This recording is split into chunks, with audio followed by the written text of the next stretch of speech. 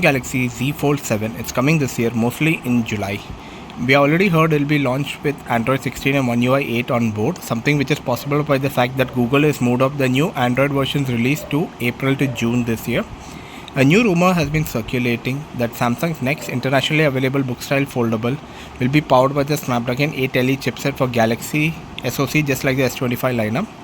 It'll have an improved under-display selfie camera, stronger display with new layers, improved water and dust resistance, a smaller crease, a bigger vapor chamber, as well as upgraded speakers and better vibration motors.